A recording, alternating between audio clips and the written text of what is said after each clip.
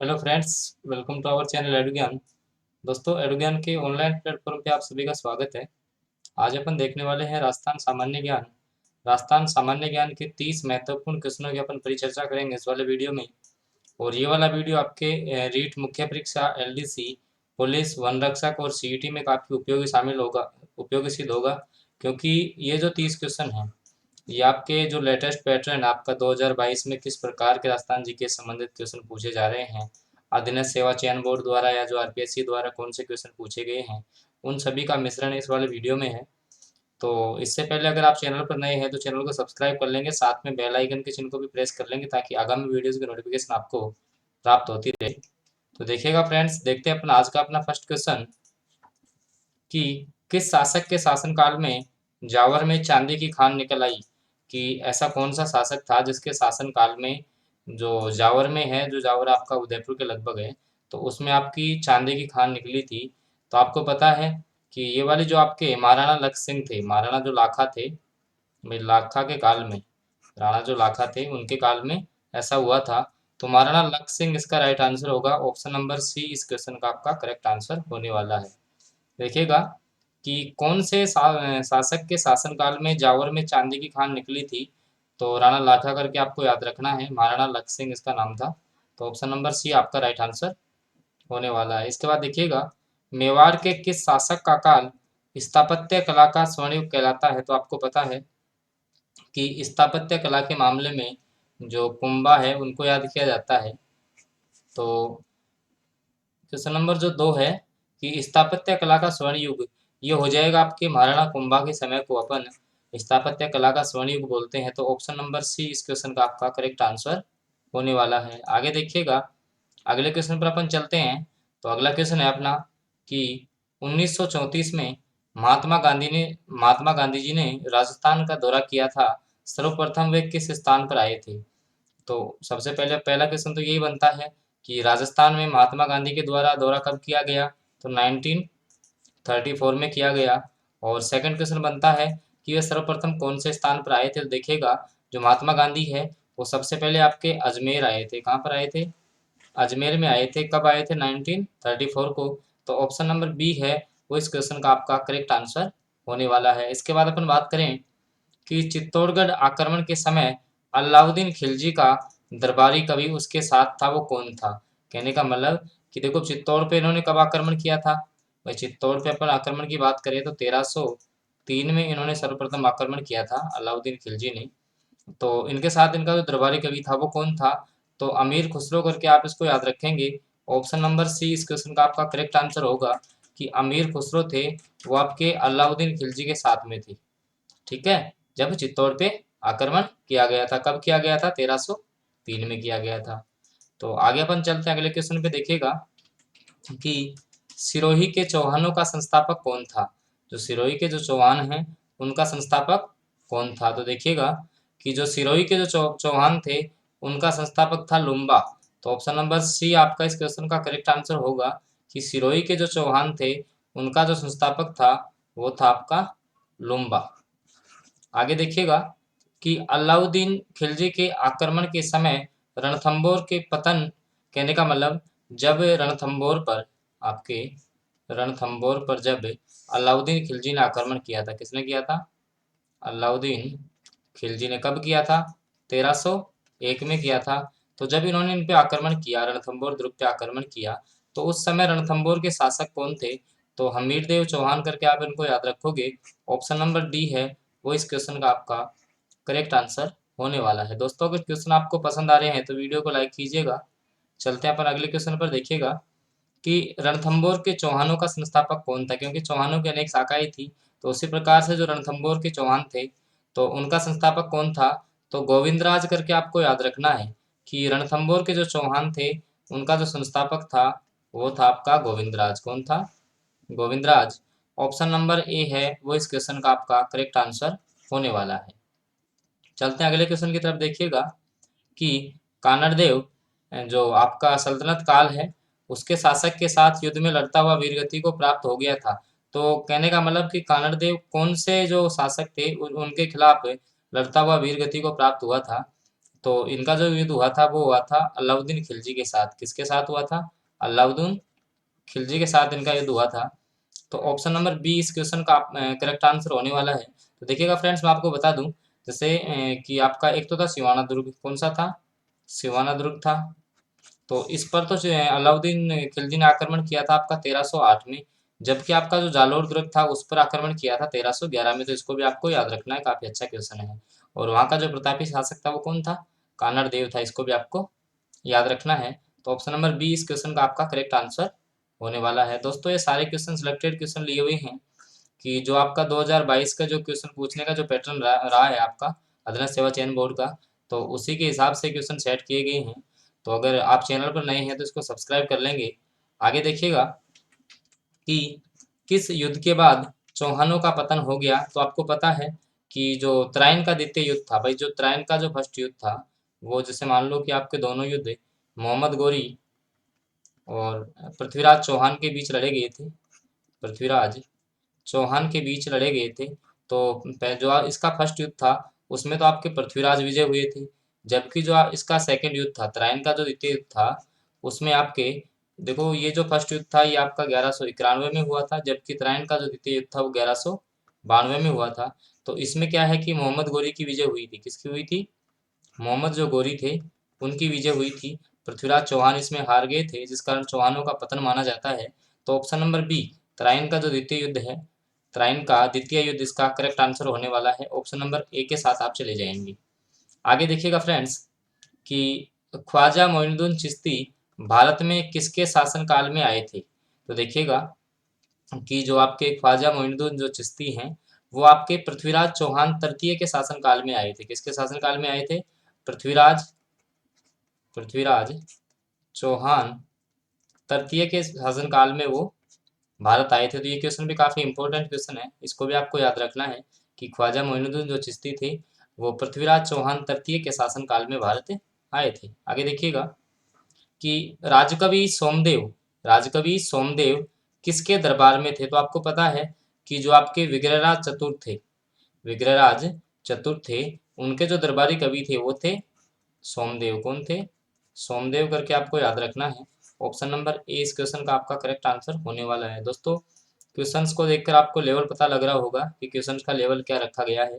तो इसी प्रकार के और अदर क्वेश्चन की जानकारी के लिए भी आप हमारे चैनल के साथ जुड़ने के लिए इसको सब्सक्राइब और साथ में बेल आइकन के चिन्ह को जरूर प्रेस करेंगे, क्योंकि इस प्रकार के वीडियोस की नोटिफिकेशन आपको समय पर प्राप्त हो जाएगी। आगे देखिएगा कि चौहानों का सर्वाधिक विस्तार किस शासक के शासनकाल में हुआ था।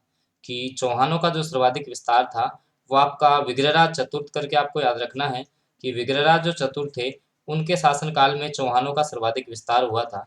तो काफी इंपॉर्टेंट क्वेश्चन है कि चौहानों का सर्वाधिक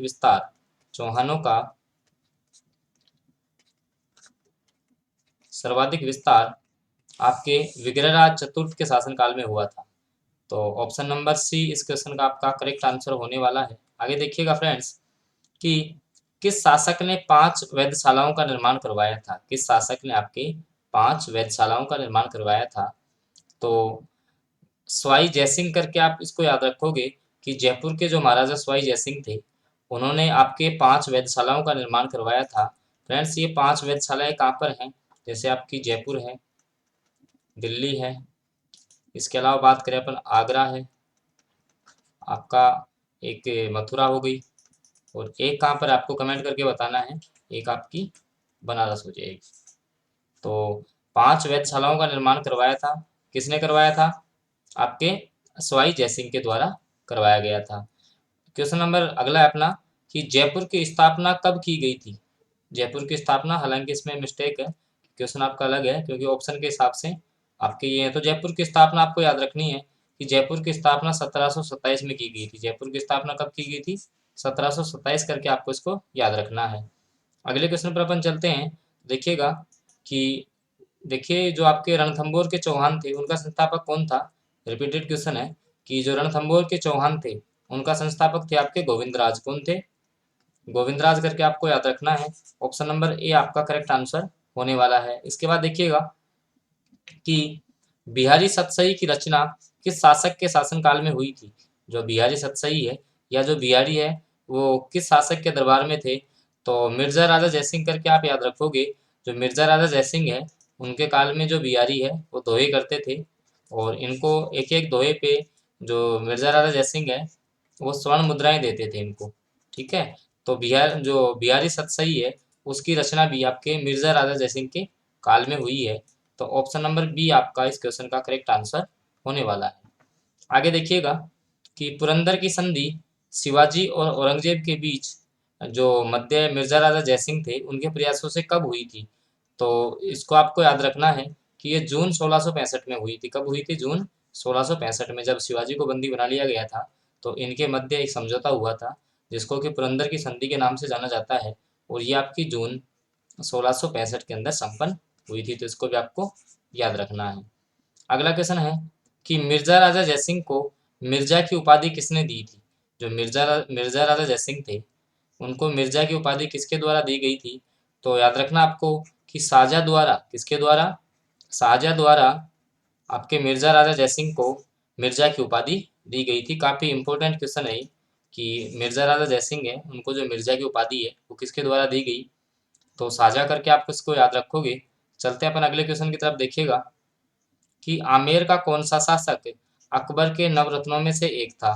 तो आप सभी को पता है कि जो आमेर के शासक थे मानसिंह, वो आपके अकबर के जो नवरत्न थे उनमें से एक थे। तो ऑप्शन नंबर सी आपका इस क्वेश्चन का करेक्ट आंसर होने वाला है। दोस्तों, क्वेश्चंस आपको पसंद आ रहे हैं तो वीडियो को लाइक कीजिएगा। चैनल पर नए हैं तो आप इसको सब्सक्राइब कर लीजिए, क्योंकि ऐसे ही क्वेश्चंस के जो आपको हैं वो इसी चैनल पर लगातार आपको मिलते रहेंगे। और मैं आपको बता दूं, ये वाला जो आपका वीडियो है ये रीट जो आपकी मुख्य परीक्षा है, इसके अलावा जैसे आपकी एलडीसी है, पटवार है, राजस्थान पुलिस है, या जो सीईटी है और वन रक्षक, उसके लिए काफ़ी रामबाण वीडियो साबित होने वाला है। क्योंकि यहाँ पे जो सारे क्वेश्चन लिए गए हैं वो सिलेक्टेड और 2022 के पैटर्न पे आधारित सारे क्वेश्चन हैं। तो देखिएगा फ्रेंड्स, अकबर ने राजपूतों के साथ विवाह करते हुए कौन सी नीति अपनाई थी? तो अकबर ने राजपूतों के साथ विवाह करते हुए सुलह और कुल की नीति अपनाई थी। काफी इंपॉर्टेंट क्वेश्चन है, ध्यान रखना। किसी भी गाइड में आपको देखने को नहीं मिलेगा क्वेश्चन कि अकबर ने राजपूतों के साथ विवाह करते हुए कौन सी नीति अपनाई थी? तो सुलह और कुल की नीति अपनाई थी। ऑप्शन नंबर 20 क्वेश्चन का करेक्ट आंसर आपका होने वाला है। आगे देखिएगा, अगला क्वेश्चन है अपना कि चंद्रबरदाई ने राजपूतों की उत्पत्ति किससे मानी है? कि चंद्रबरदाई के अनुसार जो राजपूतों की उत्पत्ति है वो किससे हुई है? तो देखिएगा कि जो चंद्रबरदाई है आपके, जो आपके चंद्रबरदाई है, उनके अनुसार राजपूतों की उत्पत्ति अग्निकुंड से हुई है। किससे हुई है? अग्निकुंड से हुई है। तो ऑप्शन नंबर ए इस क्वेश्चन का आपका करेक्ट आंसर होगा कि अग्निकुंड से आपके राजपूतों की उत्पत्ति हुई है, ऐसा मानना था चंद्रबरदाई का। तो ऑप्शन नंबर ए इस क्वेश्चन का आपका करेक्ट आंसर हो जाएगा। आगे चलते हैं अपन कि प्राचीन भारत का स्वर्ण युग किसको बोलते हैं? प्राचीन भारत का स्वर्ण युग किसे कहा जाता है? तो आपका जो गुप्त काल है उसको अपन प्राचीन भारत का स्वर्ण युग बोलते हैं, कि गुप्त काल को प्राचीन भारत का स्वर्ण युग माना जाता है। काफी इंपॉर्टेंट क्वेश्चन है। आगे देखिएगा, अगले क्वेश्चन पर अपन चलते हैं कि राजस्थान के किस नगर को प्राचीन काल में अहि छत्रपुर के नाम से जाना जाता था? तो आपको पता है कि राजस्थान का जो नागौर है उसको अपन अहि छत्रपुर के नाम से जानते थे। काफी इंपॉर्टेंट क्वेश्चन है, पुलिस विभाग का काफी फेवरेट क्वेश्चन है। लगभग पुलिस के मैक्सिमम से एग्जाम में ये क्वेश्चन पूछा जा चुका है।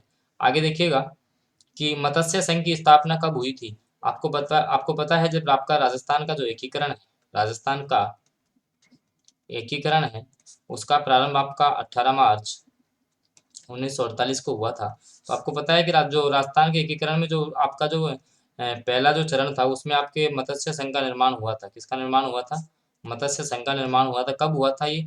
18 मार्च 1948 को, जिसमें आपकी अलवर, भरतपुर, करौली और धौलपुर, 4 रियासतें आपकी शामिल की गई थी। तो इसका निर्माण कब हुआ था, इसके डेट से संबंधित क्वेश्चन है। तो 18 मार्च 1948 करके आप इस क्वेश्चन को याद रखेंगे। ऑप्शन नंबर ए इस क्वेश्चन का आपका करेक्ट आंसर होने वाला है। आगे देखिएगा फ्रेंड्स, वर्तमान राजस्थान कब अस्तित्व में आया? कहने का मतलब कि राजस्थान का जो है, इस क्वेश्चन को देखो कैसे पूछा जा सकता है कि राजस्थान का एकीकरण कब पूर्ण हुआ? कब पूर्ण हुआ? तो देखिएगा फ्रेंड्स कि मैंने अभी आपसे बात की थी कि राजस्थान का जो एकीकरण है वो प्रारंभ कब हुआ था? 18 मार्च 1948 को। और ये कब पूरा हुआ? तो 1 नवंबर 1956 को। 1 नवंबर 1956 को राजस्थान का एकीकरण पूरा हुआ और आपका जो वर्तमान राजस्थान है वो अस्तित्व में आया था।